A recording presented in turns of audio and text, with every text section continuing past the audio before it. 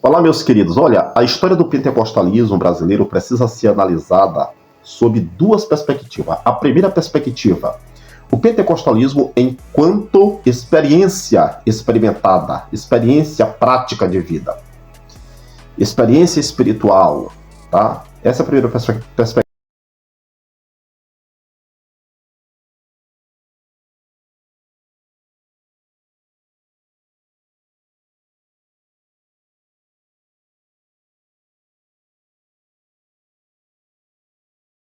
A segunda perspectiva, o pentecostalismo enquanto sistema teológico.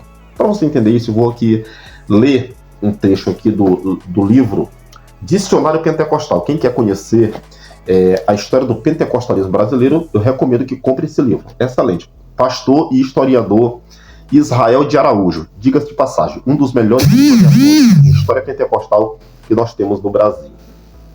Tá?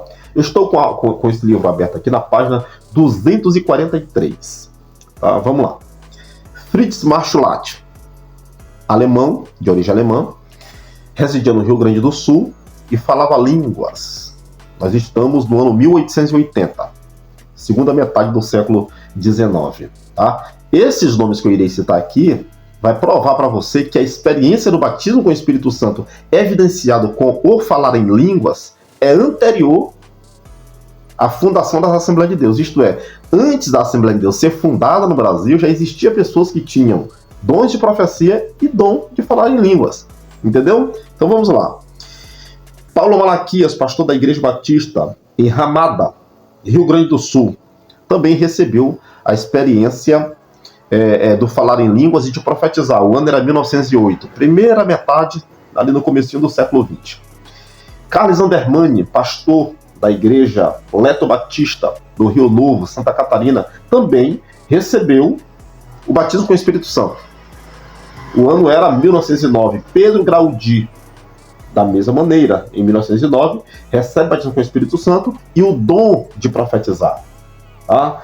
Tem outros aqui, Luiz de Franciscon, Giacomo Lombardi, estes inclusive foram fundadores da Congregação Cristã no Brasil.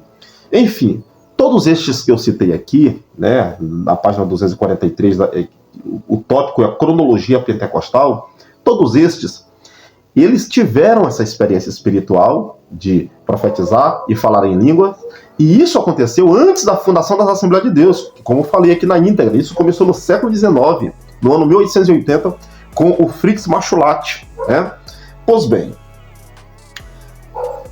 o segundo aspecto, querido, é o pentecostalismo como um sistema teológico. Aí isso sim começa com a Assembleia de Deus. Muitas pessoas imaginam que a primeira mulher batizada com o Espírito Santo no Brasil foi a Celina de Albuquerque. Não foi a Celina de Albuquerque. Não, a Celina de Albuquerque foi a primeira mulher a falar em línguas, a ser batizada com o Espírito Santo pela Assembleia de Deus. Certo? Agora, na história do pentecostalismo brasileiro, não. Anterior à Celina, anterior à fundação das Assembleias de Deus, já existia pessoas que falavam línguas e profetizavam, que eram batizadas. Tá bom? Então, nós temos que fazer essa distinção no contexto da história do pentecostalismo brasileiro.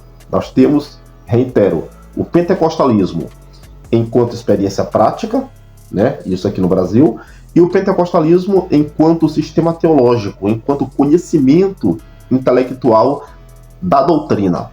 Amém? Certinho? Participe da Escola Bíblica, tá muito interessante esse estudo. Deus abençoe.